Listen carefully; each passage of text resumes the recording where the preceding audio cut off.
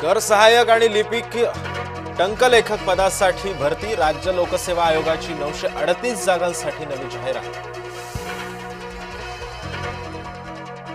बोईसर जवळील सरावली ग्रामपंचायत मध्ये राडा किरकोळ वादातून हाणामारी झाल्याची माहिती।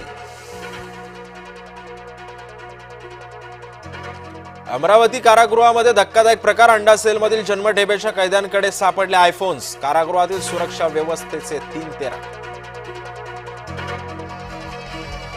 मुंबईच्या सागरी सेतूवर विचित्र अपघात। अपघातात कार उडून पडली थेट समुद्रात।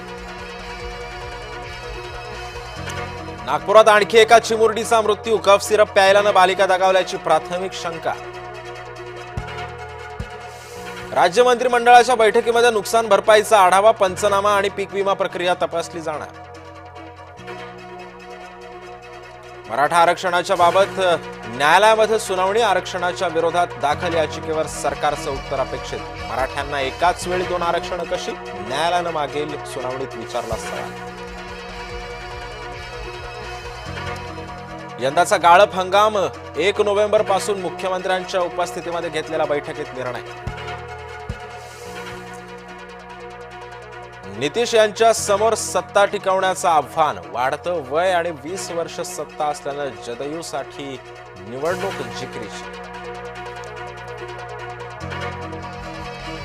निलेश घायवळ विरोधात दुसरा गुन्हा दाखल। पुण्याच्या कोथरूड पोलीस स्थानकामध्ये गुन्हा, तर घायवळच्या बनावट पासपोर्ट आणि बँक खात्यांची होणार चौकशी।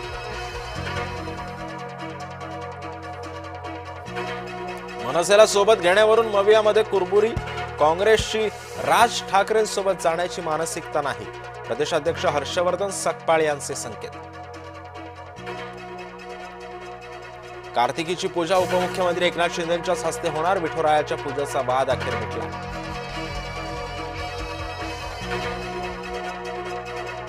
नवी मुंबई आंतरराष्ट्रीय विमानतळाच्या धावपट्टीची चाचणी। विमानतळाची तयारी अंतिम टप्प्यात। नांदेडमध्ये आदिवासी समाजाचा मोर्चा। नवा मोंढा मैदानातून आदिवासी मोर्चाला होणार सुरुवात। बंजारा समाजाच्या मागणीला आदिवासींचा विरोध। हिंदूंच्या देवतांचा अपमान सहन करणार नाही। वकिलाचा सरन्यायाधीश भूषण गवईंवर हल्ल्याचा प्रयत्न। पंतप्रधान मोदींनीही घटनेवर व्यक्त केला निषेध।